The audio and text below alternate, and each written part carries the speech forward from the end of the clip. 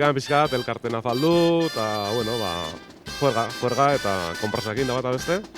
Egurra, bueno, zesango dizut, pensatzen dela herri honetan ezagutzen, jende guztik ezagutzen duen personai bat.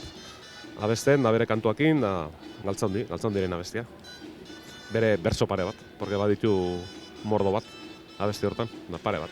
Bueno, pena pixatekin, porque lanea jun behar dago izango izakita, eta deskasatu behar dugu, porque ja gorputza dago, ja lerrin da.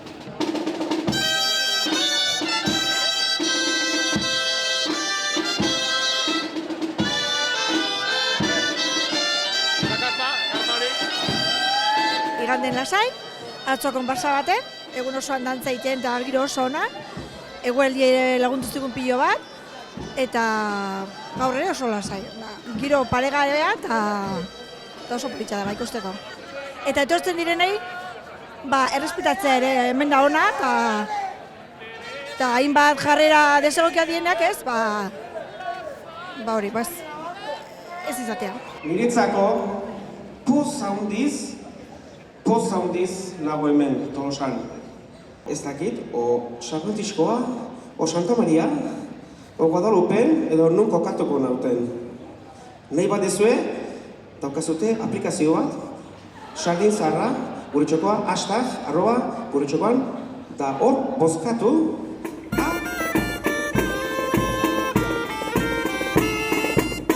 Primeran, ni ez naiz zimengoa eta disfrutatu dut pila bat. Oain hemen bizi naiz, baina demora gutxi daramat eta aurten bizi izan ditut gehiago.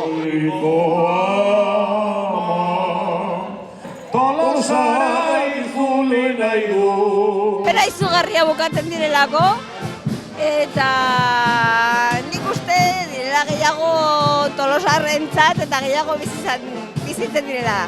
Izan ditzen da, sensazio bat naiz eta hemengoa ez izan, izugarria. Hau da, izugarria, bizi izan behar dela.